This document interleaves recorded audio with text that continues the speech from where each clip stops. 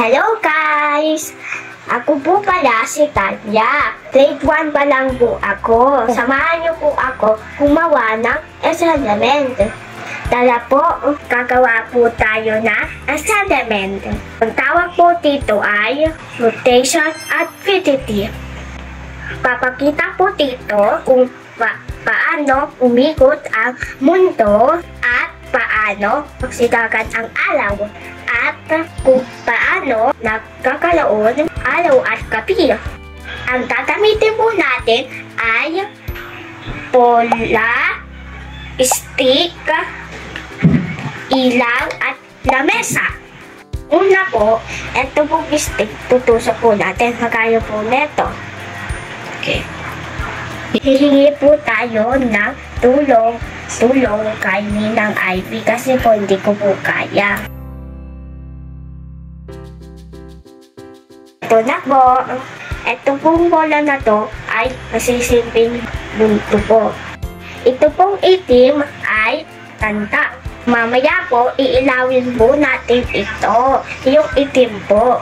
Susunod po itong flashlight. Ilalagay po natin sa kabilang pulo ng lamesa.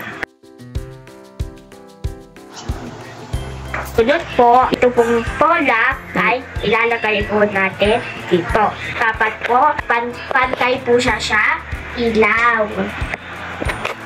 Ang sunod naman po ay i-open ko po yung flashlight. Tapos po, ito-turn off ko po yung ilaw sa warto. Ito na po. Nakikita niyo po itong itim.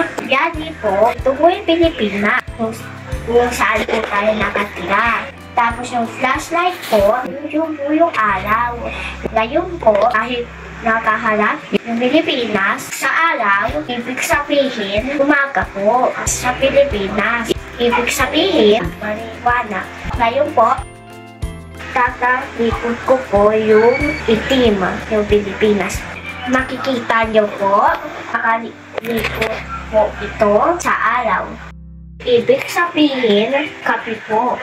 Ayan po ang pag-ikot ng mundo. Kung paano siya apektuhan ng araw para mayroon araw at gabi. Ang galing po, diba? Gamit lang po mga to na naintindihan po natin kung paano duration activity. Sana nag-enjoy po kayo at natuto. Bye-bye!